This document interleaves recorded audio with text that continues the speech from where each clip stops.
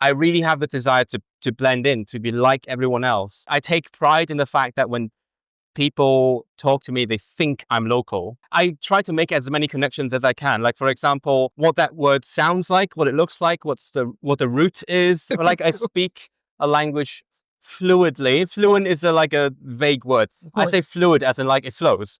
I feel like that's less loaded. Hi guys, I'm here in Katowice. That's the first time First time. Welcome. with a legend. Oh no, don't say that. What's your name? Israel. For those left in the world who don't know you yet. Yes. So here we are in Katowice for a special occasion, and I'm sorry if there's a little bit of background noise, but I wanted to take the chance of talking to this man. This is the 10th anniversary of Easy Polish, and we're here to celebrate. But since we got a good friend here, Israel, we wanted to talk about I just missed you at the Polyglot Gathering. You weren't there. True. So I'm just catching up, Yes.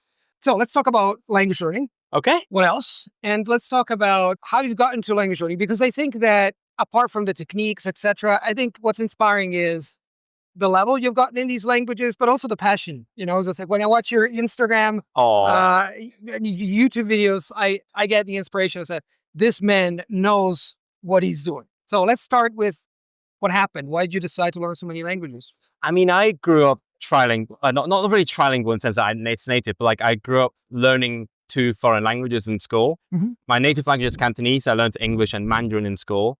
And then I also did some French in school, but it wasn't like, I didn't really enjoy it. But afterwards, I got into university, and because I studied music, there's a lot of people doing foreign languages. And I thought, well, I sort of knew French already. So I tried German, and then I sort of discovered the whole language learning hobby. So what age? What age did you discover this? Like 17, I suppose. Yeah. So I started learning German, and it's been it's basically just been going downhill. I've just been learning more languages, and I couldn't stop. It's difficult. And then I started my blog and subsequently channel, Rhapsody Lingo, and so that sort of spurred me on to do more learning and sharing and so on. Okay, so what strikes me about you is the fact that the level that you got, for example, not only in Polish, but in other languages. So let's talk about that.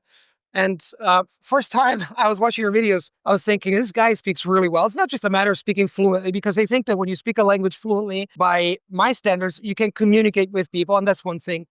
But you use refined expressions. I know what you're talking, what I'm talking about, because I would like to express myself like that in Polish. I speak the language fluently, but I still want to refine it to that level. So my question to you is this: how did you reach the upper echelons of language learning, as I always call them? It sounds very refined, but I couldn't. Yeah, it's very flattering. It's true though, and I'm just telling you. I have a weird problem where sometimes people say I use too posh words, as in like I use words that are like too sophisticated for a certain situation, and that's something I'm still working on, because when I learn a language, when I learn vocabulary, let's say from flashcards, from sentences, from reading, I know what it means. I try to pay attention to how it's used in context, like what sort of context it's used in, or like how it works with other words.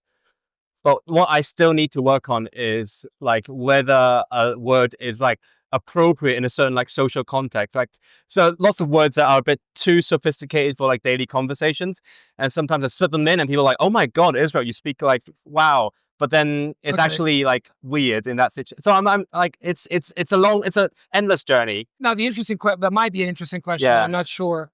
How do you learn these sophisticated words? So in other words, when we talk about sophisticated words or uncommon words, do you find them in books? So do you read a lot of books? Do you spend some time going through, I don't know, specific articles about specific fields, and you tend to retain them because you use flashcards? That's the part I'm interested in. Okay. In fact, I thought as well, when I was watching your videos, he uses very refined words, but it's also the use of the language in general. And I think what my audience in general appreciates is to understand how you move from fluent to a level that allows you to give a speech, to express your thoughts freely and elegantly, because freely is one thing, fluently and elegantly is another. So the first question for you is, do you read a lot? Let's start with that. I try to. Okay. It's difficult. I mean, in the sense of reading books, not so much, but I read a lot like on the internet, read a lot of like articles, newspapers, like just people talking to each other. So that's how I sort of find my resources, because to me, it's all about context. Like whenever I see a new word that it's interesting to me, I look at like, yeah, what kind of people using it, how it's used. Put it in a flashcard and you study it for like days and days. I and actually during don't. sleepless nights. I don't do that. I should, but I don't do that. I just make a mental note. Like I pay attention to that, and oh, that's a loud karetka. What's ambulance? Yeah. Ambulance. I try to make as many connections as I can. Like for example, what that word sounds like, what it looks like, what the root is, like what prefixes are there, what prepositions go with it, what other words like are commonly used with it, or even just things that are non-language. Like for example, the sound we just heard, my brain went karetka because I associate the word, which means ambulance, with the sound of the ambulance. So I'm trying to make as many associations as I can, whether it's like linguistic or non-linguistic, so that the words come out when I need them. So you're really interested. So what I want to get at is when people ask me, how do you reach the upper echelons of language, Rody? I know it's a fancy expression. You must be interested in that. Of course, yeah, I'm very interested. Like I love words. I love words. You love language. Yeah. And I find it fascinating how words are formed and how they're used.